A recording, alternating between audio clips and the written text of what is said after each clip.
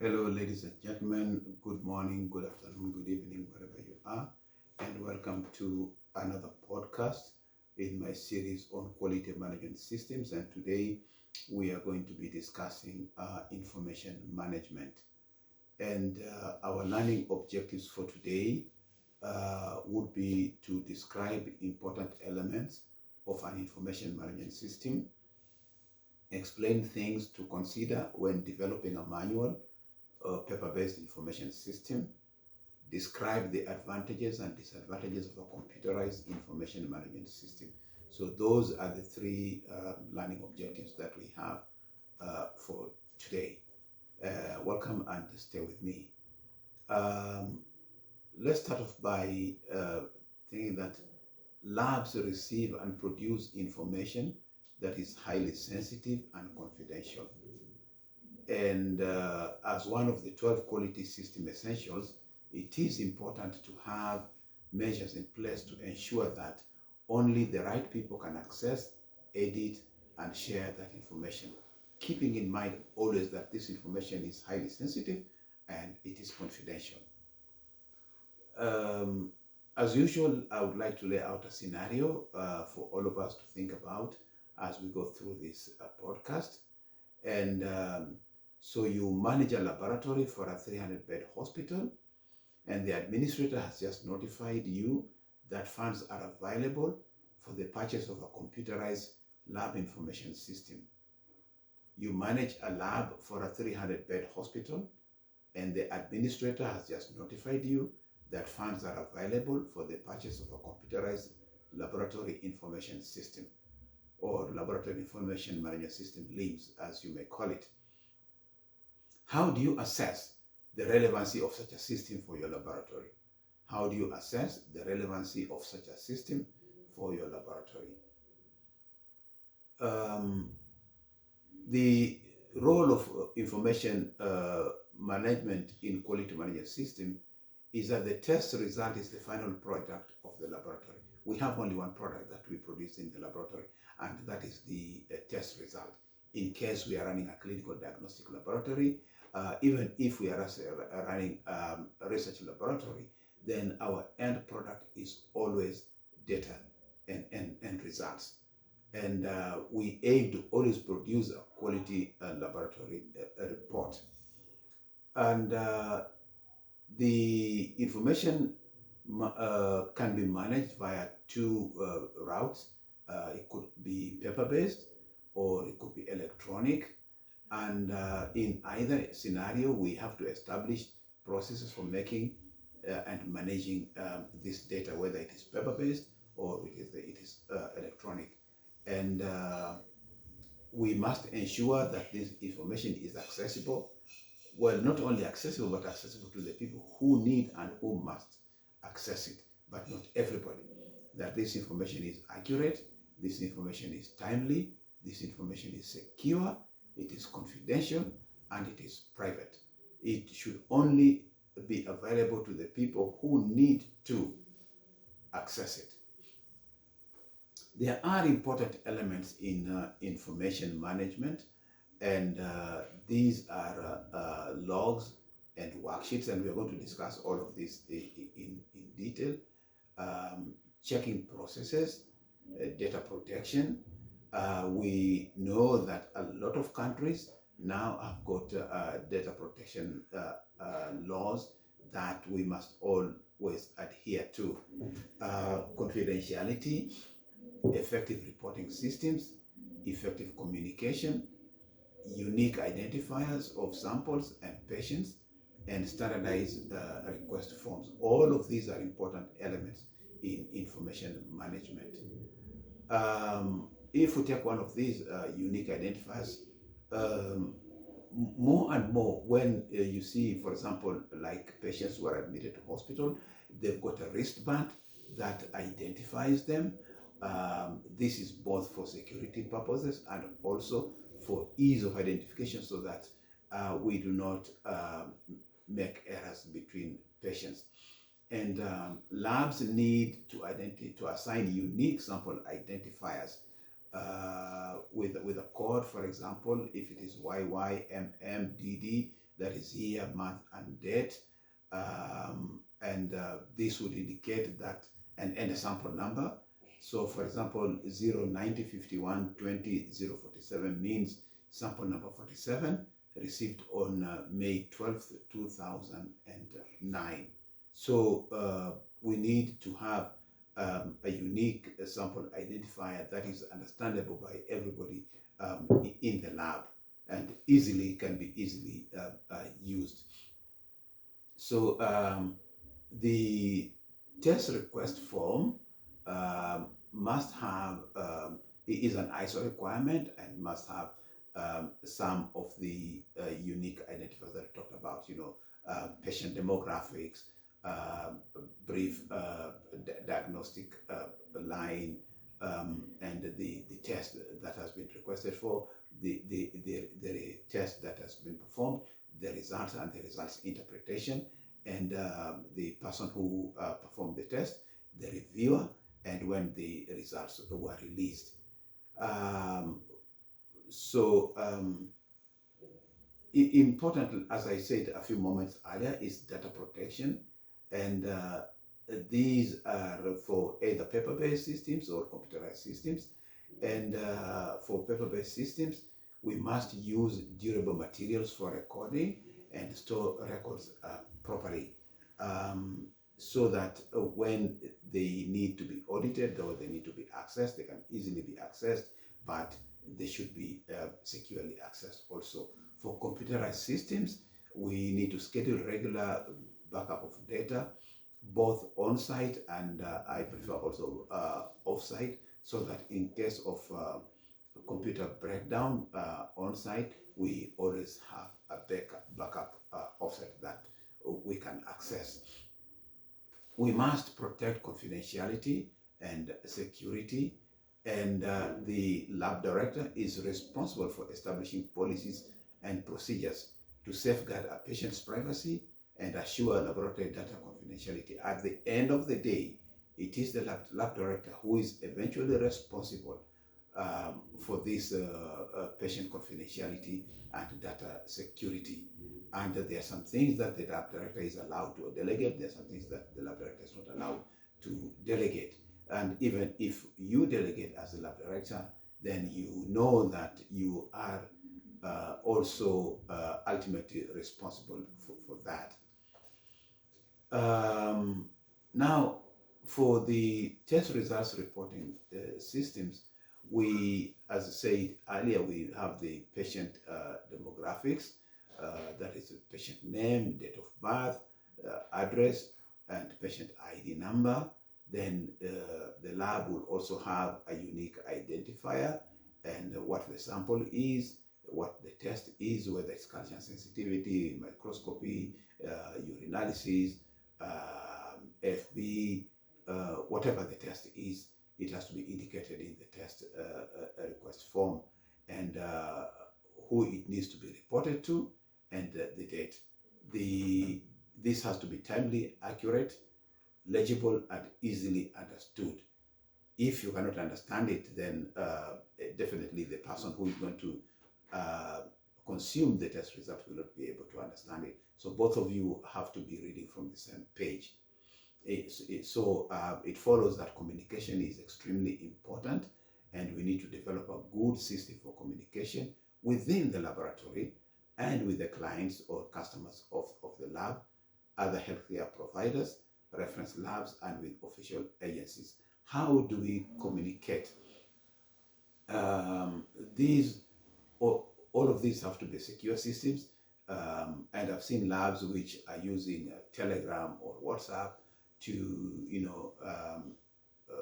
communicate results, which are then followed by the paper-based lab request form or the electronic one in the absence of a lab information management system.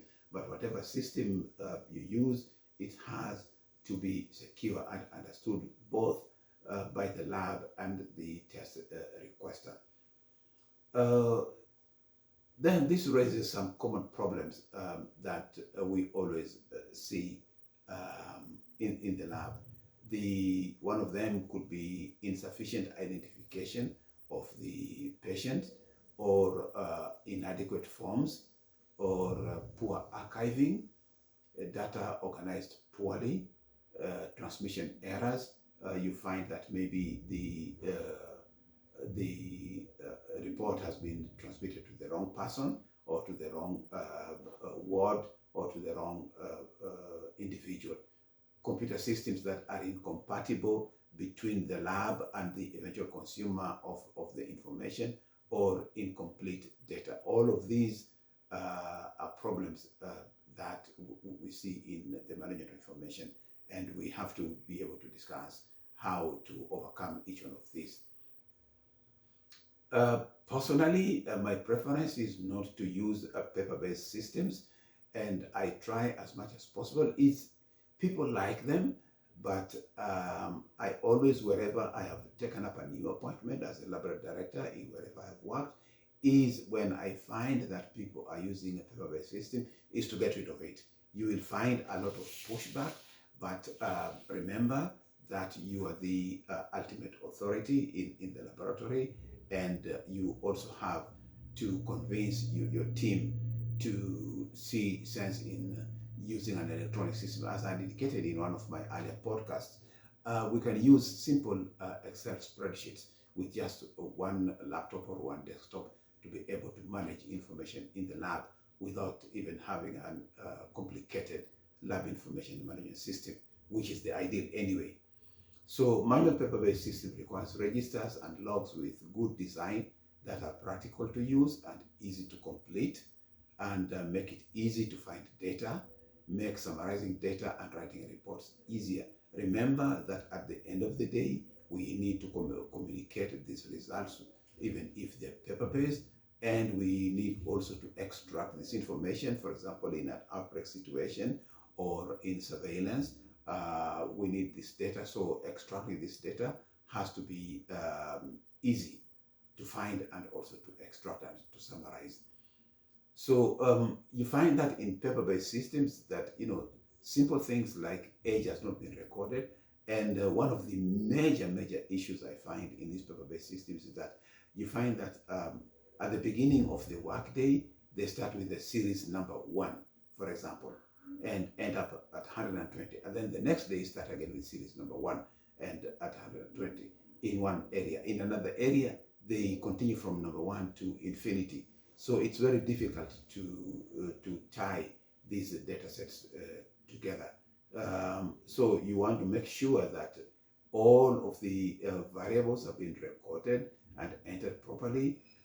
You should have a system to review this at the end of the day, or when you perform management by walking around and check this and review this. Sometimes you find that the data entry, the person who has entered the data, the script is unreadable because either they have used a thick felt tip pen, or which blocks onto the other side of the page, or simply you cannot read it.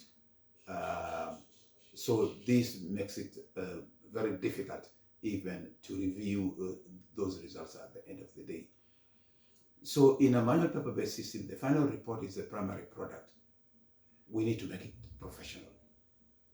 And we need a system for obtaining duplicates or copies of reports for archiving, and assure safe storage of paper records. Depending on the legal requirements of the institution, at some point, maybe these are required to be turned over to the National Archive for archiving at the national level or at the institutional level. This has to be clear in the quality system, how long the data needs to be archived for, whether it is indefinitely or after a period of time. And then if it is a set period of time, how is that data destroyed? Now, when we archive these paper-based systems, the goal is to be able to find these results when we need them, and to also trace samples and evaluate occurrences.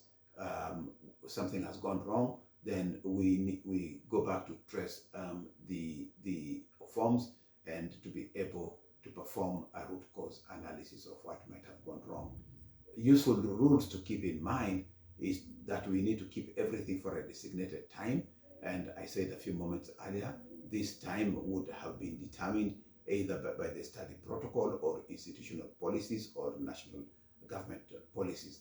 And we also need to ensure easy access to this data for the people who need to access them, even though access has to be controlled, and use a logical system for filing so that it is not randomized, and number them in chronological order, that from January you go to February, you go to March, through December, and from day one you go to the last day of the month, so that we don't find some data of January in the July folder, and September data in September 2024, in September 2022 folder, things like that.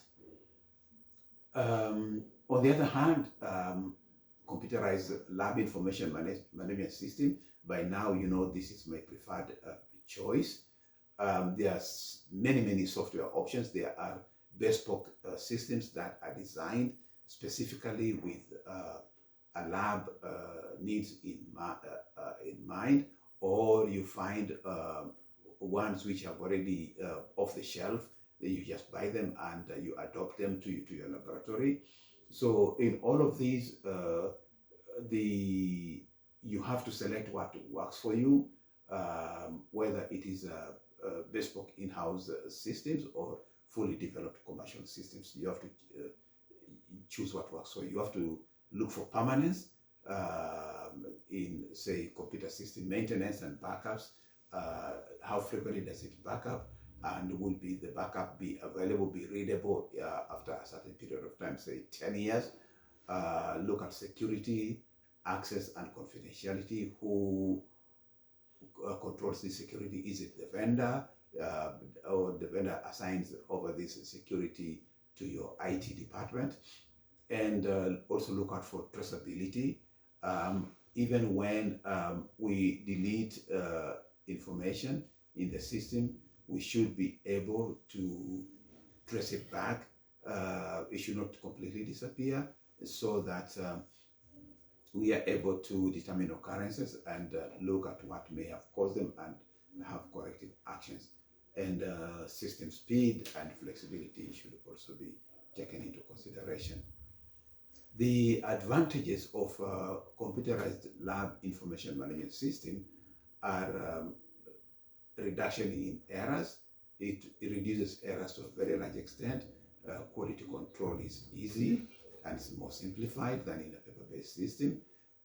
There are many data retrieval options, and we can also extract detailed legible reports from the system.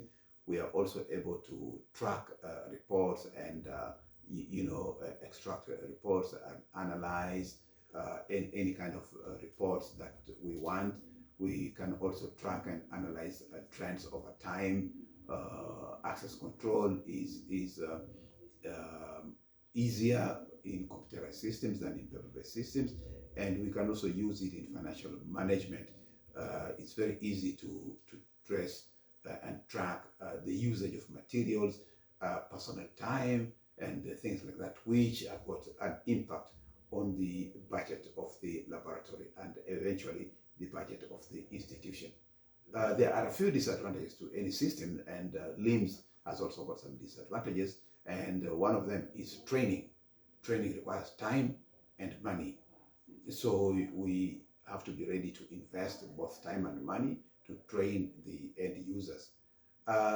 Sometimes you find that the end users have got pushback, like I said earlier, to adapting to a new system, and so we have to have a good sales pitch for our team, for them to be able to accept the LIMS. And the other disadvantage is costs of purchase and maintenance, whether it is a bespoke system or it is an off-the-shelf commercial system. All of these cost money, and they cost from a few $1,000s to hundreds of thousands of dollars for very complicated systems. Also, another thing is that backup requirements. We should be able to have that, whether we are backing it on-site or off-site. All of this cost time and money. So, in summary, system for managing both incoming and outgoing data is important, and it is critical. And this information management system may be paper-based or computer-based, and both of them require a similar framework, including unique identifiers, forms, logs, and worksheets. And cost is a major factor in using a computer-based system. The key messages for this podcast is that a good information management system will ensure all data, the final product of the lab, is well managed and well secured, and also consider all the ways laboratory data will be used when planning a system. This is very critical. How are we going to use this data? And so this will determine which lab information management system we are going to be using. Another message is that assure the accessibility, accuracy, timeliness, and security of data. And lastly, ensure confidentiality and privacy of patient information. I welcome your questions, your comments, your concerns. As usual, you'll find me at joundo664@gmail.com.